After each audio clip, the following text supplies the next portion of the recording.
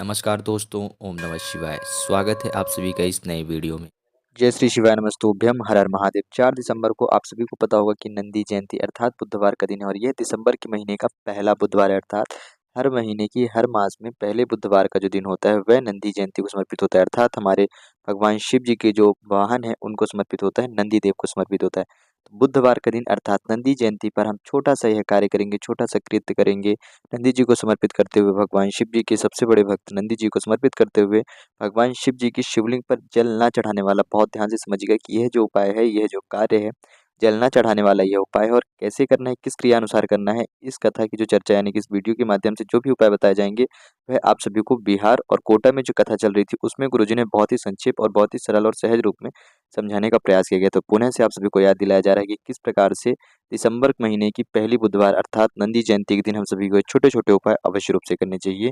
नंदी जी की सेवा अर्चना में उनके चरणों में समर्पित करते हुए अपनी सेवा अर्चना तो कैसे करेंगे, संपूर्ण जानकारी, संपूर्ण विधि पूज्य गुरुदेव जी की ही अनुकंपा कृपा एवं उन्हीं के आदेशानुसार हम सभी जानने और समझने का प्रयास करते हैं। तो चलिए आइए बढ़ते हैं वीडियो में आगे, लेकिन प्लीज उससे पहले वीडियो को लाइक अवश्य रूप से करिएगा।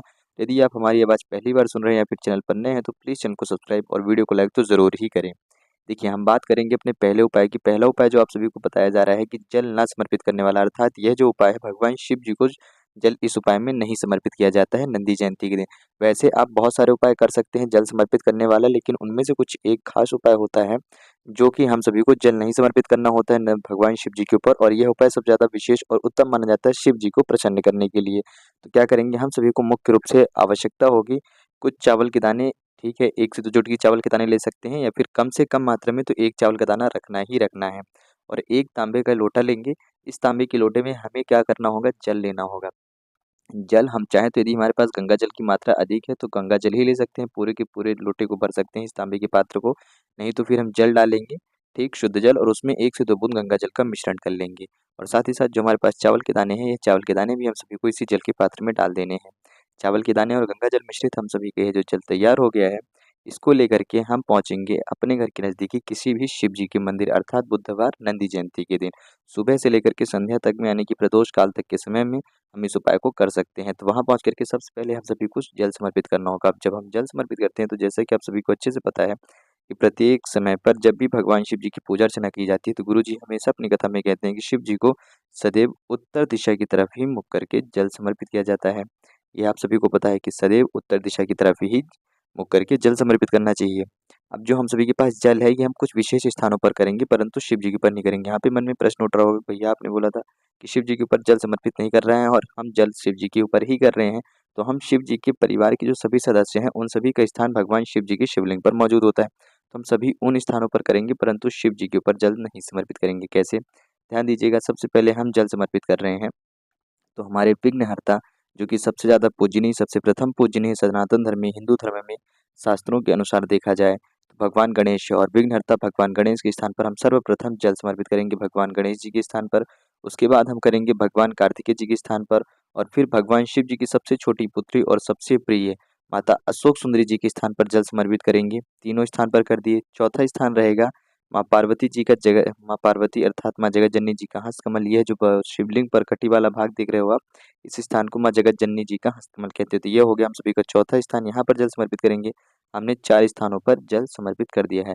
अब बचता है 5वां स्थान, तो यहाँ पर हम सभी को शिव जी के ऊपर ना समर्पित करते हुए बचा हुआ शेष जल जो है उसको लेकर के जाएंगे हम किसी भी नज़दीकी बेलपत्र के पेड़ के समक्ष, और बेलपत्र के पेड़ के समक्ष जाकर के भगवान शिव जी का ही नाम लेते हुए और नंदी जी का यानी कि नंदेश्वर महादेव जी का नाम लेते हुए बेलपत्र की जड़ में बचा हुआ शेष जल हम सभी को समर्पित कर देना है। भगवान शिव जी से प्रार्थना याचना करनी है कि हमारे घर में सुख शांति समृद्धि सदैव बनी रहे, भगवान शिव जी की अनुकंपा कृपा बनी रहे। ठीक उसी प्रकार से जैसे भगवान शिव जी का जो परिवार है वह फल फूल रहा है और पदोन्नति हो रहा है, उनके घर परिवार में जैसे सुख शांति बनी रहती है, ठीक उसी प्रकार से भगवान शिव जी की कृपा से और नंदी देव की कृपा से हमारे घर परिवार में भी सुख और शांति समृद्धि बनी रहे। और जब आप भगवान शिव जी की शिवलिंग से जल समर्पित करके बाहर आ रहे होंगे बेल वृक्ष के पास जाने के लिए, उस वक्त आपको नंदी जी को अवश्य रूप से प्रणाम करके आना है। हो सके यदि आप दंडवत प्रणाम कर सकते हैं तो बहुत अच्छी बात है, अन्यथा महिलाएं जो हैं तो वह केवल और केवल प्रणाम करके भी आ सकती हैं, सब माँ यानी कि माथा टेक करके, परंतु आपको नंदी जी को अवश्य रूप से प्रणाम करना है। इस प्रकार से हम सभी का ये पहला उपाय है। अब यहाँ पर प्रश्न ये उठता है कि भैया हमने हर स्थानों पर जल समर्पित करा परंतु शिव जी को नहीं समर्पित करा, तो इस प्रकार से शिव जी कैसे हमारे ऊपर प्रसन्न होंगे। जिस प्रकार से घर का जो प्रथम मुखिया व्यक्ति होता है वह प्रसन्न होता है कब, जब उसके घर के प्रत्येक व्यक्ति प्रसन्न रहते हैं, प्रत्येक व्यक्ति खुश रहते हैं, प्रत्येक व्यक्ति अपने कार्य क्षेत्र में सफल होते हैं। ठीक उसी प्रकार से जैसे भगवान शिव जी के पूरे परिवार को खुश करेंगे, यानी कि उनके पूरे परिवार को पूजन अर्चन करेंगे, पूरे परिवार को जल समर्पित करेंगे, तो शिव जी प्रसन्न होंगे, बेहद सुख खुशी होंगे। ठीक उसी प्रकार से हमारे घर में भी सुख शांति आएगी शिव जी की अनुकंपा कृपा से। तो ये पहला उपाय जरूर रूप से करिएगा। इस उपाय की विशेष रूप से जो चर्चा की थी गुरुजी ने, तो अपने 2 स्थानों पे, एक बिहार में जो कथा सुनाई थी वहाँ पर कथा चल रही थी तब करी थी गुरुजी ने चर्चा। दूसरा कोटा में चल रही कथा में गुरुजी ने इस उपाय के ऊपर विशेष रूप से चर्चा किया था। तो ये हो गया हम सभी का पहला उपाय, जो कि हम सभी को नंदी जयंती पर अर्थात किसी भी महीने की पहली बुधवार को जरूर रूप से करना चाहिए। और इस उपाय को हम सुबह से शाम तक में कभी भी कर सकते हैं, प्रदोष काल के वक्त, यानी कि प्रदोष काल के पहले और उसके बाद भी हम इस उपाय को जरूर रूप से कर पाएंगे। बात करते हैं हम अपने अगले और दूसरे उपाय की। तो देखिए दूसरा उपाय है विशेष रूप से धन की इच्छा मनोकामना को परिपूर्ण करने के लिए। यदि आपको लगता है कि हमारे घर परिवार में या फिर हमारे ऊपर कभी न कहीं, कहीं न कहीं से कोई न कोई एक नई समस्या हमेशा सदैव बनी ही रहती है, या फिर देखा जाए तो धन की समस्या सदैव बनी रहती है, आर्थिक समस्या बनी रहती है, या फिर धन की ना हो तो कोई अन्य कोई न कोई समस्या बनी रहती है, तो क्या करना चाहिए? कम से कम एक 7 मुखी रुद्राक्ष आप कहीं से भी प्रबंध कर लें और उस 7 मुखी रुद्राक्ष को आप धारण करना प्रारंभ कर देंगे, तो आप देखेंगे कि आपके हर कष्टों का निवारण होना खुद ब खुद प्रारंभ हो जाएगा। आपके जो कष्ट हैं, आपके जो विघ्न हैं, जो बाधाएँ हैं, वह धीरे-धीरे स्वयं क्षय होना प्रारंभ हो जाएँगे और साथ ही साथ आपको धन में भी जो समस्याएँ आ रही थी, वह भी समस्याएँ धीरे-धीरे कम होने दिखेंगी और धन में भी आपको जो है लाभ देखने के लिए प्राप्त होगा। यहीं पर यदि हम उपाय की बात करें इसमें, तो हम सभी को आवश्यकता पड़ेगी 2 बेलपत्री की। जिनके पास अभी रुद्राक्ष नहीं है, तो वह उपाय कर सकते हैं, परंतु रुद्राक्ष है या नहीं है तो भी कोई बात नहीं, आप उपाय करिएगा यदि उपाय करना चाह रहे हैं। परंतु रुद्राक्ष का अवश्य रूप से प्रबंध ज़रूर कर लें। रुद्राक्ष पहने, ऐसा नहीं कि इस उपाय में ही आपको रुद्राक्ष का प्रयोग करना है, रुद्राक्ष आप सभी को अवश्य रूप से पहनना चाहिए, तो आपको धन से संबंधित उपायों करने की आवश्यकता नहीं पड़ती है। ठीक, गुरुजी सदैव कहते हैं, तो ध्यान दीजिएगा, आपको लेने हैं 2 बेलपत्री जो कि कहीं से भी कटी-फटी ना हो, 1 लोटा शुद्ध जल, यह 2 चीज़ें ले ली हैं, इसको लेकर के शिव जी के मंदिर पहुँचेंगे। अब सबसे पहले ये 2 बेलपत्री आपको 2 मेन मुख्य स्थानों पर समर्पित करेंगे। कौन-कौन से स्थान? पहला, आप माता अशोक सुंदरी वाले स्थान पर करेंगे, जो बड़ी वाली पत्ती है इसका मुख शिव जी की तरफ, डंडी बाहर की तरफ। दूसरा, आप माता जगत जननी जी के हस्तकमल पर समर्पित करेंगे, जो कि पुनः से पत्ती शिव जी की तरफ रहेगी और डंडी माता अशोक सुंदरी अर्थात बाहर की तरफ। और यह जब आप समर्पित करे होंगे तब भी आप सभी का मुख सदैव उत्तर दिशा की ही तरफ रहेगा। भगवान शिव जी की शिवलिंग के पास खड़े हैं तो उत्तर दिशा की तरफ ही मुख करके सारे कार्य, सारी विधि, सारी क्रिया जो पूजा पाठ की है वह करा करें। और जो जल है वह भी आपको केवल 2 स्थानों पर ही समर्पित करना है।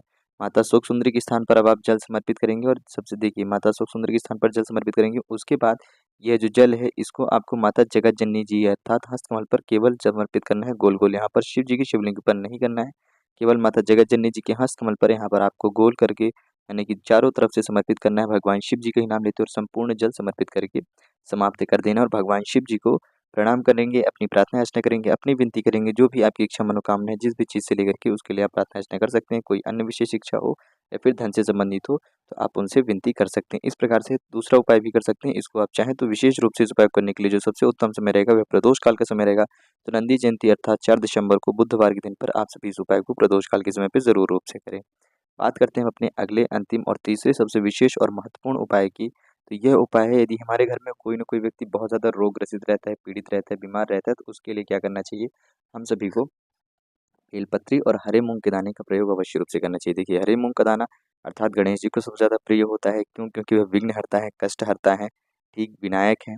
और जो बेलपत्री है भगवान शिव जी को बहुत अत्यधिक प्रिय होती है, अत्यधिक प्रसन्न करती है, जो कि हमारे जीवन में औषधि का भी कार्य करती है।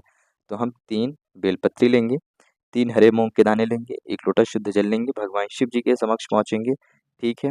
किस दिन पहुँच रहे हैं? नंदी जयंती के दिन पर पहुँच रहे हैं अर्थात बुधवार। बुधवार का दिन है तो आप सभी इस उपाय को देखिए करेंगे ही करेंगे। साथ ही साथ दिसंबर के दिन का पहला बुधवार है इसलिए कर रहे हैं नंदी जयंती, और साथ ही साथ यदि अन्य कोई से बुधवार के दिन पड़ते हैं तो भी आप सभी इस उपाय को ज़रूर रूप से करिएगा। ठीक है? पहुँच रहे हैं, जैसे ही शिव जी के पास पहुँचते हैं सबसे पहले आप सभी को समर्पित करनी है बेलपत्री। पहली बेलपत्री माता अशोक सुंदरी के पास, दूसरी बेलपत्री माता जगत जननी के पास। अब तीसरी जो बेलपत्री है इसको जो शिव जी की शिवलिंग के ऊपर यहाँ पर जो जलाधारी लगी रहती है ना, इस जलाधारी पर पहले आप स्पर्श कराएँगे, उसके अंदर जो जल रहता है जहाँ से एक-एक बूँद टपकता है भगवान शिव जी की शिवलिंग के ऊपर जल समर्पित होता रहता है। उसमें आप सभी सबसे पहले तीसरी बेलपत्री को स्पर्श कराएँगे और स्पर्श कराने के बाद आप सभी को यही बेलपत्री भगवान शिव जी की शिवलिंग पर समर्पित करनी है। ध्यान दीजिएगा, जितनी भी आप बेलपत्रियाँ देख रहे हैं सभी बेलपत्रियों की जो डंडी है, जिस डंडी को हम पकड़ते हैं, यह डंडी एक ही दिशा की ओर है, जो कि भगवान शिव जी उत्तर दिशा की तरफ इन सभी डंडियों का मुख है। सभी पत्तियों का मुख आपकी तरफ है। इस बात का विशेष ध्यान दीजिएगा और आप उत्तर दिशा की तरफ ही खड़े होंगे, जैसे कि सदैव गुरुजी अपनी कथा में कहते हैं और आप सभी को सदैव बताया जाता है, ताकि आप सभी को मुख्य रूप से यह बात स्मरण रहे। बेलपत्री समर्पित कर दी। अब जो हरे मूंग के दाने हैं, ये हरे मूंग के दाने जिस विशेष व्यक्ति के लिए कर रहे हैं या फिर आप अपने पूरे घर परिवार की सुख शांति के लिए कर रहे हैं, रोग ग्रसित ना रहे, हर प्रकार से दुख ग्रसित ना रहे, दोष मुक्त रहे, उसके लिए कर रहे हैं, तो आप अपने नाम और गोत्र बोलेंगे। जो घर का मुख्य सदस्य होगा अपने घर परिवार के लिए प्रार्थना अर्चना करेंगे। किसी विशेष व्यक्ति के लिए कर रहे हैं तो उसका 3 बार नाम और उसका उसी व्यक्ति का 3 बार गोत्र बोल करके ये तीनों हरे मूंग के दाने इन्हीं बेलपत्रियों के ऊपर आप सभी को समर्पित करने हैं। ये 3 हरे मूंग के दाने ही 3 बेलपत्रियों के ऊपर समर्पित कर देने के बाद संपूर्ण 1 लोटा शुद्ध जल भी आप सभी समर्पित करेंगे, तो वो ठीक उसी प्रकार से करेंगे जैसे कि आपने बेलपत्री करी थी। माता सुख सुंदरी, माँ जगत जननी और भगवान शिव जी, इसी प्रकार से आप सभी को जल भी समर्पित कर देना है। और जैसे ही आप सभी का जल संपूर्ण रूप से समर्पित होता है, तो आप अपने लिए, अपने घर परिवार के लिए प्रार्थना अर्चना करके भगवान शिव जी से विनती करके नंदेश्वर महादेव जी का नाम लेकर के वहाँ से आ सकते हैं। केवल इतना ही करना है। यदि आप इतना बुधवार के दिन अर्थात नंदी जयंती के दिन करते हैं, किसी भी महीने की प्रथम बुधवार नंदी जयंती को यह सारे उपाय करते हैं, तो आप देखेंगे कि आपके घर परिवार से हर प्रकार के जो दुख हैं, जो कष्ट हैं, बाधाएं हैं, वह भी कम होते हैं, दूर होते हैं, दरिद्रता दूर होती है, नंदी जी की विशेष रूप से कृपा बनती है। साथ ही साथ बुधवार के दिन यदि आप उपाय करते हैं, तो गणेश जी की भी आपको अनुकंपा कृपा देखने के लिए प्रदान होती है। तो ज़रूर रूप से करिएगा। कैसे और किस प्रकार से शिव जी के ऊपर, शिवलिंग पर अर्थात जल न समर्पित करने वाले कौन-कौन से विशेष उपाय थे, आप सभी को बहुत ही सरल और सहज रूप से बताए गए हैं। तो इन सभी बातों का ध्यान रखते हुए जल अवश्य रूप से समर्पित करें। जिन्होंने समर्पित कर दिया है तो कोई समस्या नहीं है, वह शिव जी से क्षमा याचना कर सकते हैं किसी भी अन्य उपाय में, लेकिन जो उपाय बताए गए हैं वह जल न समर्पित करने वाले उपाय थे। तो उम्मीद करते हैं आप सभी को गुरुजी द्वारा बताए गए छोटे-छोटे उपाय अवश्य रूप से पसंद आए होंगे। और यदि उपाय पसंद आए हों, उपाय समझ में आया हो, तो वीडियो को लाइक ज़रूर रूप से करिएगा। यदि आप सभी को वीडियो में कुछ भी प्रश्न हो, तो कमेंट में ज़रूर पूछें और वीडियो को लाइक और चैनल को सब्सक्राइब अवश्य रूप से करें। जय श्री शिवाय नमस्तुभ्यं। हर हर महादेव। ओम नमः शिवाय।